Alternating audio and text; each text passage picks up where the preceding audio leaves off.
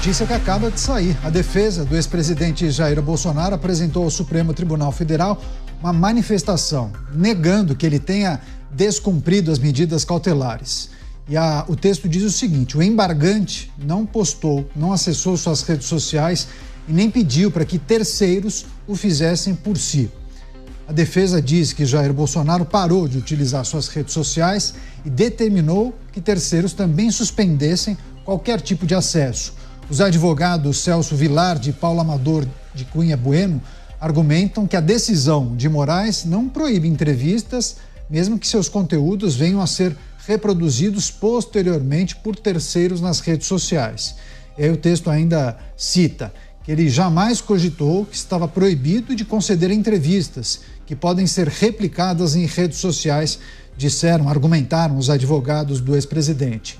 Essa resposta foi apresentada depois que o ministro Alexandre de Moraes intimou os advogados de Jair Bolsonaro a prestarem esclarecimentos sobre o vídeo que foi publicado nas redes sociais, no qual o ex-presidente aparece exibindo a tornozeleira eletrônica e fazendo algumas declarações durante visita ao Congresso Nacional e aos deputados federais. Enfim, tem vários detalhes, aspectos da manifestação da defesa de Jair Bolsonaro e também leituras que nós podemos fazer acerca daquela determinação do ministro Moraes do Supremo. Chamar o Luiz Felipe Dávila, já está a postos, preparado para trazer suas impressões. Dávila, cada dia uma novidade, né? A gente tem que fazer um esforço para conectar todas as informações e trazer o melhor debate e as melhores reflexões para o nosso público. Agora, defesa do ex-presidente Jair Bolsonaro se manifestando, dando essa resposta, essa justificativa ao Supremo, dizendo que não descumpriu a decisão, aquelas medidas cautelares, e que jamais cogitou que ele não poderia conceder entrevistas. Há também uma dificuldade de entendimento daquela determinação do ministro do Supremo, principalmente quando a gente trata da possibilidade de ele conceder entrevistas e a maneira como Jair Bolsonaro iria controlar a postagem de terceiros, né, Dávila? Vocês cantaram a pedra ontem, né? É verdade, Caniato. Boa noite a você, boa noite aos meus colegas de bancada e boa noite à nossa audiência. Caniato, toda vez que nós estamos vivendo esta confusão, essa baderna constitucional, principalmente na aplicação da lei da Constituição, nós temos que refletir qual é o fundamento de uma Constituição. Por que uma Constituição existe? A Constituição existe numa democracia justamente para limitar o poder do Estado e preservar o maior grau de liberdade individual do cidadão. Este é o objetivo final de toda a Constituição. Quando a Constituição começa a ser desrespeitada, inverte-se esse valor.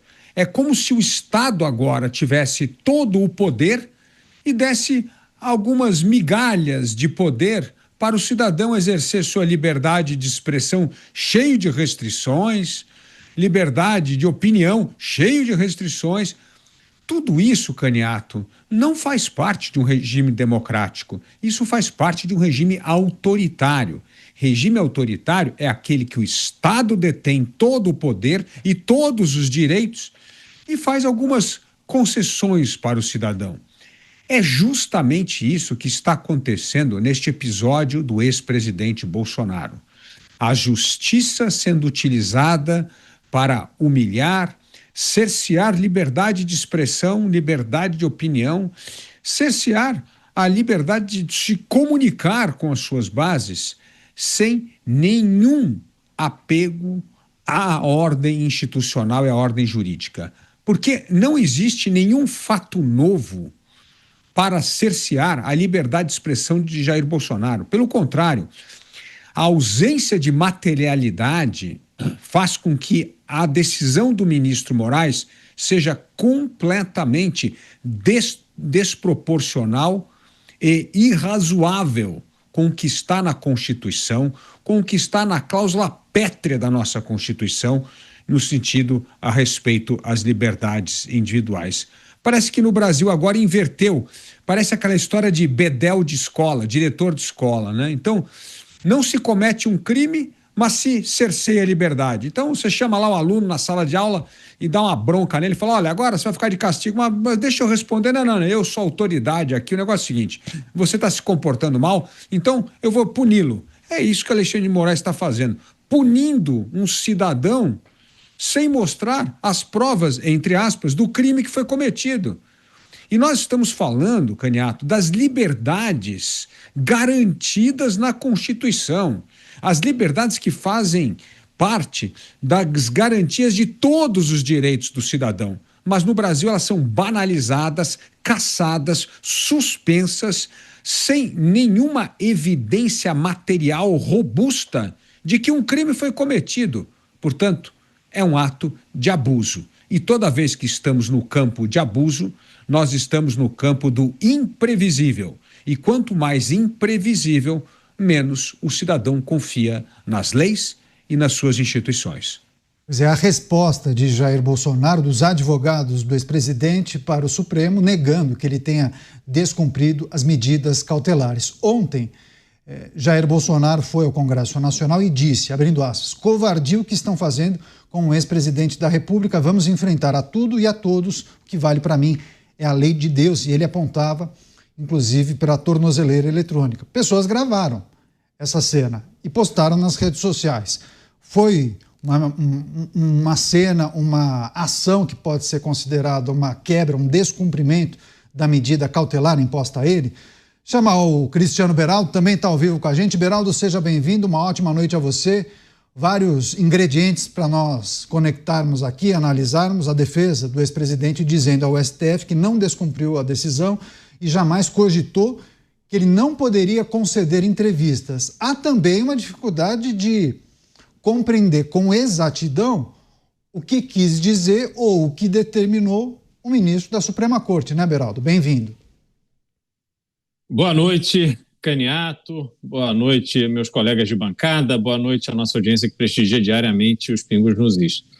Caniato, sem dúvida alguma, temos um problema grave da dificuldade de se interpretar aquilo que está escrito na decisão, tendo em vista este ambiente de decisões incompreensíveis que vêm sendo expedidas no Brasil. A gente, nessa decisão em relação a Jair Bolsonaro, nós dissemos aqui, desde o primeiro momento, que, ao que parecia, era uma ordem impossível de ser cumprida, porque, do jeito que está ali, fica realmente sugerindo que você, o alvo daquela ordem, no caso Jair Bolsonaro, ele realmente seria responsabilizado caso uma manifestação, uma imagem, qualquer tipo de participação dele em algum vídeo, em alguma coisa que fosse publicado nas redes de terceiros. Isso é algo absolutamente incontrolável.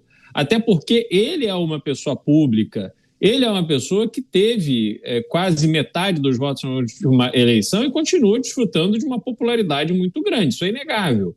Portanto, é natural, quando ele sai às ruas, as pessoas se aproximam, querem conversar, filmam ele de longe, filmam ele de perto, querem tirar foto e depois usam essas imagens nas redes sociais. Então, se a ordem, que era o que parecia, tá? Também não concordo com esta surpresa dos advogados, porque, ao que parece, eles estão testando ali os limites, ou eles resolveram testar os limites, porque a dúvida ela era muito clara ali, em que essa dúvida, essa interpretação dúbia poderia existir. Então, os advogados deveriam ter esclarecido isso antes da atitude de conceder a entrevista. É absurdo? Sim, é absurdo, mas para este Brasil de hoje, tudo é possível.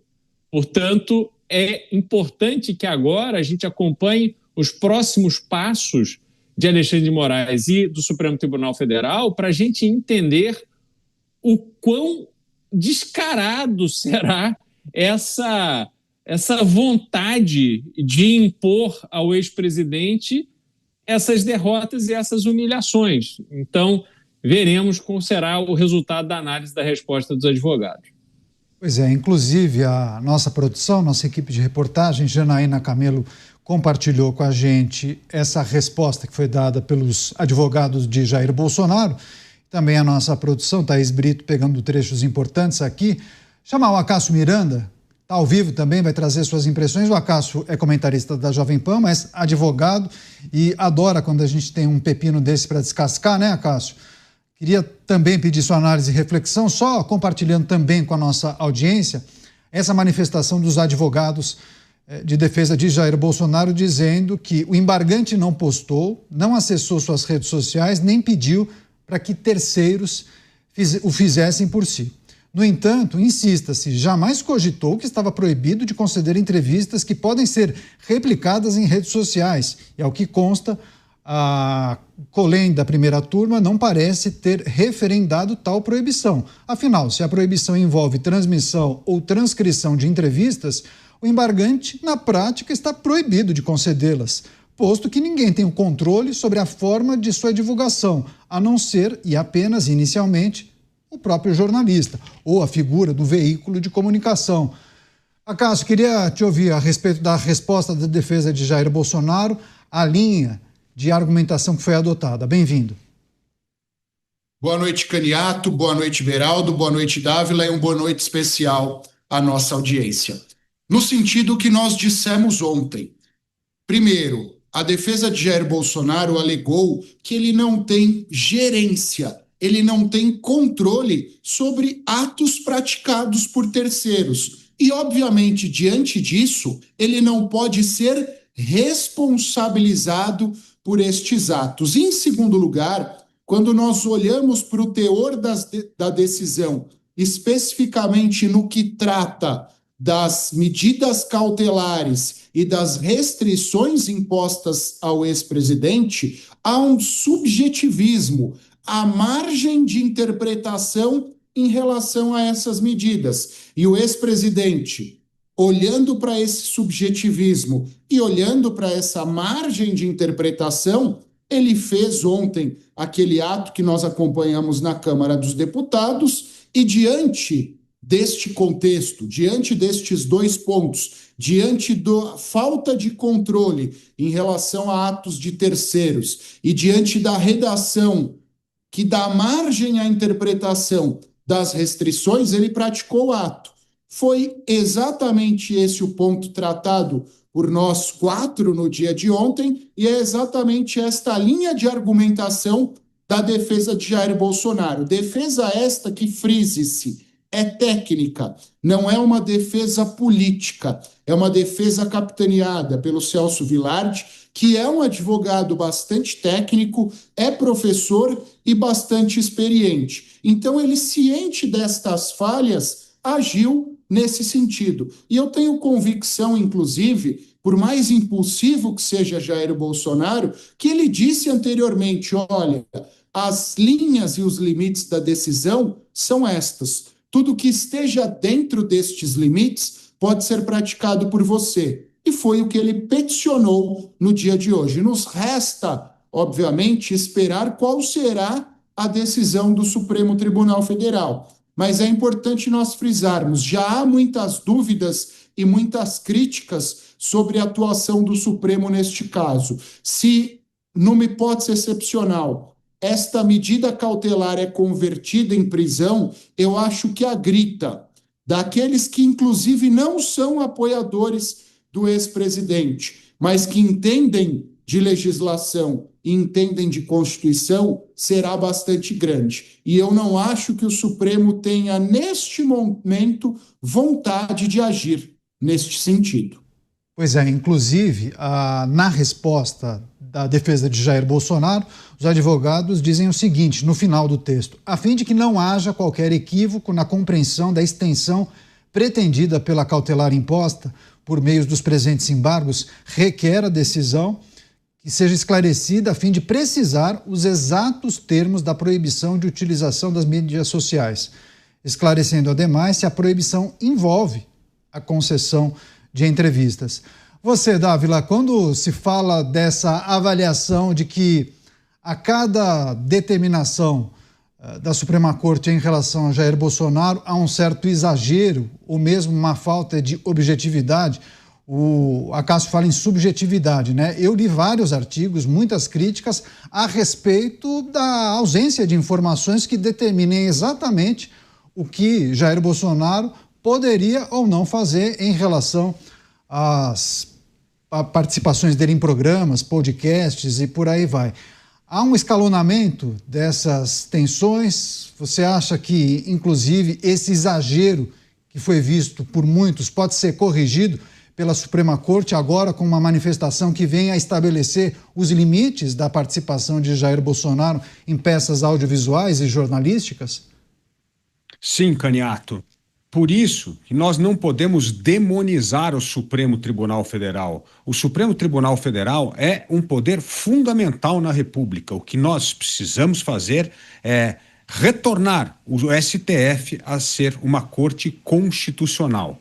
O que vem atrapalhando a atuação do STF é justamente esse neoconstitucionalismo, esse ativismo do judiciário, essa história que se um poder não está cumprindo a sua função, o Supremo tem que interferir e legislar, atuar, interferir em outro poder. Isso é um absurdo. Mas, infelizmente, essa é uma tese, aliás, com livros publicados por vários membros do Supremo. É isso que está contaminando o Supremo com uma ideia completamente descabida do papel da Constituição brasileira. E, felizmente, há vozes dissidentes hoje no Supremo que começam a mostrar incômodo com esse neoconstitucionalismo, como é o caso do voto do ministro Fux, que a gente vai comentar daqui a pouco, como é o caso do voto do André Mendonça. Ou seja, pelo menos existem vozes divergentes dentro do Supremo Tribunal Federal com esta ideia de seguir à risca a Constituição e o papel de corte constitucional, isto é, interpretar o que está na Constituição, não de acordo com a sua teoria pessoal, valores, interpretação do que deveria ser o direito. Não tem que ser o que deveria ser o direito, é o que está na Constituição. Tem que respeitar o que está na norma constitucional. Então, felizmente, este é um ótimo sinal de que começam a surgir votos dissidentes desta visão totalmente estranha ao que deveria ser o papel da Corte Constitucional. Zelar pela Constituição, dizer apenas o que é constitucional ou não, e não emitir julgamento, opinião e punição baseada em, vamos dizer assim, conjecturas e não em materialização de crime. Isso é um absurdo. Está na hora de frear. Felizmente, esse freio vem surgindo do próprio Supremo.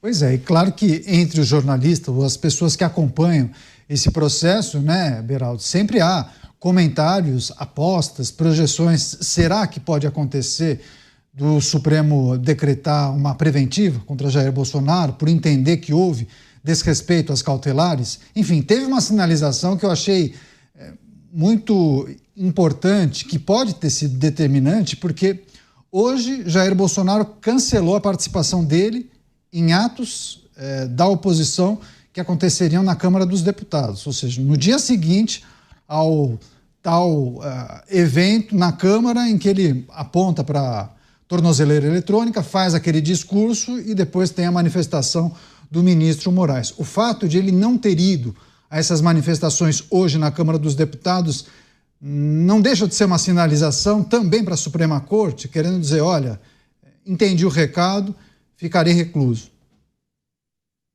Sem dúvida alguma, é um sinal de cautela por parte do ex-presidente. Agora, essa mensagem, não necessariamente, eu não acredito que ela, a essa altura, será entendida pela Suprema Corte. As decisões que ali estão sendo tomadas, no meu entendimento, elas estão sendo tomadas já no bojo de um julgamento que foi feito de forma antecipada à apresentação das provas e à oitiva das testemunhas, tanto de acusação quanto de defesa. Eu não canso de repetir, é a primeira vez que eu, pelo menos, vejo um julgamento começar com a exibição de um vídeo para que os julgadores, porque, afinal de contas, o julgador, o juiz, ele deve julgar conforme o processo. Mas houve ali um desejo de criar um clima, de chamar a atenção de quem? Dos demais ministros, da audiência que assistia interessada através da TV Justiça, criar uma força popular, formar opinião. O que isso tem a ver com justiça? Vamos criar um clima aqui, olha só este quebra-quebra, esta baderna, estes aqui que ameaçaram acabar com a nossa democracia, e aí cria-se esse clima.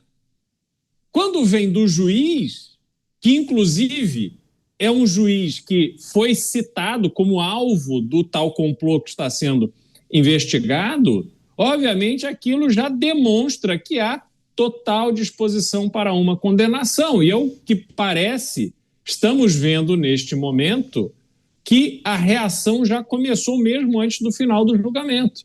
Quando se coloca tornozeleira eletrônica, se coloca horário para chegar e ficar em casa, e não se permite dar entrevista e se expor em redes sociais de terceiros, obviamente a pessoa está obrigada a viver confinada. Ela não pode, a figura popular conhecida, ela não pode colocar o nariz para fora da rua.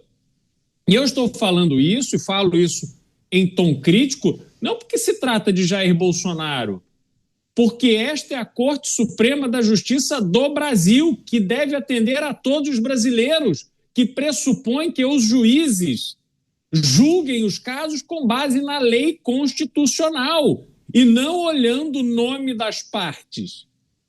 Este fundamento essencial para a existência de justiça foi jogado na lata do lixo.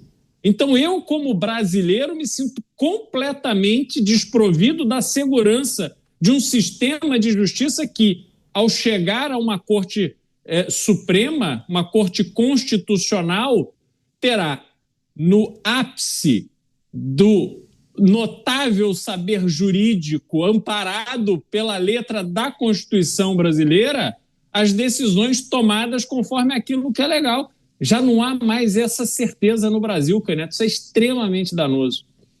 É curioso, porque claro que eu pude acompanhar manifestações de alguns parlamentares, Acácio, fazendo comparações entre criminosos condenados que concederam entrevistas para redes de televisão. Acho que Nicolas Ferreira foi um deles, mas outros parlamentares também adotaram esse discurso.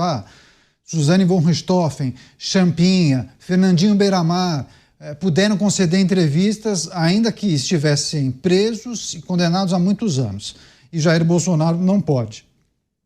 E aí a gente precisa olhar para essa determinação que, no frigir dos ovos, impede que Jair Bolsonaro conceda entrevistas, mas também acaba atrapalhando ou calando a imprensa, né?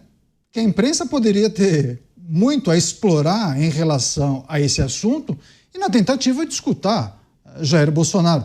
É legítimo o trabalho do jornalista que vai atrás e consegue levantar uma informação importante que pode, inclusive, muitas vezes ou não, colaborar com um processo de investigação, com uma oitiva e por aí vai, né? O que é preciso considerar também em relação a esse aspecto, inclusive um grande jornal, talvez o jornal mais popular do Rio de Janeiro, que faz parte de um grande conglomerado de mídia, publicou há pouco um editorial criticando também a decisão, falando em exagero. Vai lá, Cássio. Vou começar pelo final, candidato. Pois não. A decisão, ela, a rigor, só afeta o seu destinatário. A partir do momento que ela põe restrições a terceiros, especialmente uma decisão penal, é necessário nós olharmos para ela e entendermos se há ou não há excessos. E, obviamente, neste contexto discutido por nós, no que tange aos terceiros, obviamente há excessos. Estão impondo restrições, e aí nem ao trabalho da imprensa, que estaria entrevistando, apurando, mas o trabalho de outras pessoas, o dia a dia de outras pessoas que, a rigor, e é esse o ponto a ser discutido, estariam impedidas, por exemplo, de filmarem o ex-presidente, pedirem uma palavra para o ex-presidente pedirem para que ele mande um abraço para sua tia em Porangaba, por exemplo. Então, este excesso que decorre da falta de fundamentação objetiva é um dos grandes problemas desta decisão, sem discutirmos a sua origem, que já foi tratado por nós aqui no dia de ontem, que talvez o real destinatário fosse Eduardo e não o ex-presidente Jair Bolsonaro. No que diz os aspectos relacionados ao próprio Bolsonaro, apesar de todo esse subjetivismo, há a possibilidade, se o Supremo tivesse construído, porque quando a gente olha para o 312 do Código de Processo Penal, que prevê as quatro hipóteses de decretação da prisão preventiva ou de medidas cautelares diversas da prisão, primeiro, garantia da ordem pública; segundo, garantia da ordem econômica; em terceiro, garantia da instrução criminal; e quarto, garantia da aplicação penal. Se o Supremo fizesse, óbvio, uma construção forçosa, poderia dizer que, ao fazer uma live, ao continuar utilizando as suas redes sociais, Bolsonaro estaria impondo risco à ordem pública, incitando seus apoiadores, incitando seja lá quem for. Mas é importante, existe a possibilidade, mas o Supremo não o fez. O Supremo impôs a restrição a ele, ponto final. Repito, esse é um aspecto discutível, mas há juridicamente um mínimo de plausibilidade. Agora, quando nós olhamos para os terceiros, aí sim, evidentemente, há excessos. E há excessos porque você está tolhendo determinadas liberdades de terceiros que não têm qualquer vínculo, que não têm qualquer relação, que não têm qualquer apuração relacionada aos fatos objeto desse inquérito. E aí isso se torna preocupante, porque você põe, num contexto como esse, imposições e restrições a terceiros, você vai criando precedentes para que isso no dia a dia também aconteça. E aí, se a Suprema Corte faz isso, a gente tem uma jurisprudência robusta e forte para um juiz de piso, lá de primeira instância, utilizar isso em relação a outras pessoas. E aí você vai criando um precedente perigoso para o nosso dia a dia. Pois é, eu tenho lido aqui muitas manifestações, inclusive de pessoas que nos acompanham, falando sobre a dificuldade de cumprir essas medidas cautelares justamente por conta da popularidade de Jair Bolsonaro.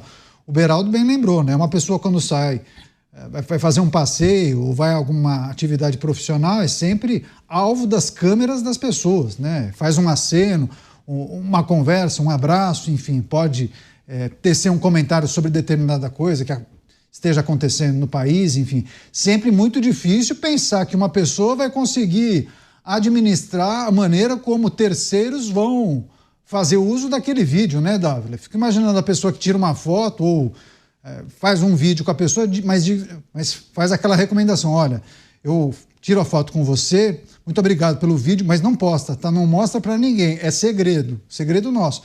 Não dá, né? Não é razoável, né, Dávila? Agora, politicamente, como essa situação mexe com o entorno de Jair Bolsonaro? Daqui a pouco a gente vai trazer as informações, uma grande mobilização de parlamentares da oposição para promover uma manifestação com aquele objetivo de não deixar Jair Bolsonaro isolado. Daqui a pouco a gente vai trazer os detalhes disso, viu, Dávila? Caniato, o problema dessas manifestações é que elas são em torno de questões pessoais, sabe? É contra o ministro A, é contra não sei o quê. Não tem que ser contra nada. A gente tem que defender princípios e valores. É isso que está em jogo. A Constituição brasileira é um conjunto de princípios e valores que precisam ser preservados, porque se nós não preservarmos isso, não adianta, é confundir de novo, como eu falei ontem, a causa e o efeito. Não é a questão de uma pessoa, é a questão da atitude de pessoas no exercício do poder. E esse neoconstitucionalismo, o Acácio entende muito mais do que eu nisso, mas é uma teoria assustadora. Aliás, um livro escrito pelo próprio ministro Barroso. Lá tem 3 princípios que deixa qualquer pessoa que respeita a Constituição de cabelo em pé. Tem lá o princípio contramajoritário. É preciso invalidar a ação de outros poderes. Mas não é isso que eles estão fazendo? Não gostei que você fez com o artigo 19 do Marco Civil da Internet. Anula. Agora vai lá e legisla de acordo com como a gente quer. Mas não está isso. Isso não existe na Constituição brasileira. Mas é dessa teoria.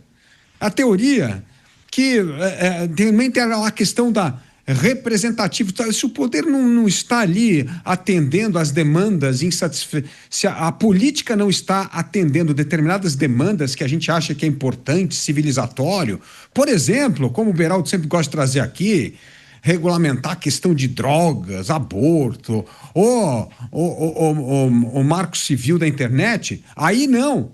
O Supremo tem que legislar. Onde é que está escrito isso na Constituição? Não está na Constituição. Isso é uma interpretação daqueles que estão exercendo o poder. E aí depois tem aquela teoria linda do iluminismo, né? Que afinal de contas o Supremo tem um papel civilizatório, que deve fazer com que as questões da civilização avancem. Mas isso está escrito na Constituição? Quando está ali nos artigos o que é o papel do Supremo Tribunal? Mas são essas ideias esdrúxulas hoje que acabam pautando os votos, as atitudes de muitos ministros no Supremo. E este é o problema central, Caniato. Se nós tivéssemos a Constituição norte-americana no Brasil com essa atitude, nós estaríamos num problema que a gente está aqui. Então não é um problema da Constituição, não é um problema do texto, é um problema de como as pessoas estão interpretando o texto à luz de uma teoria.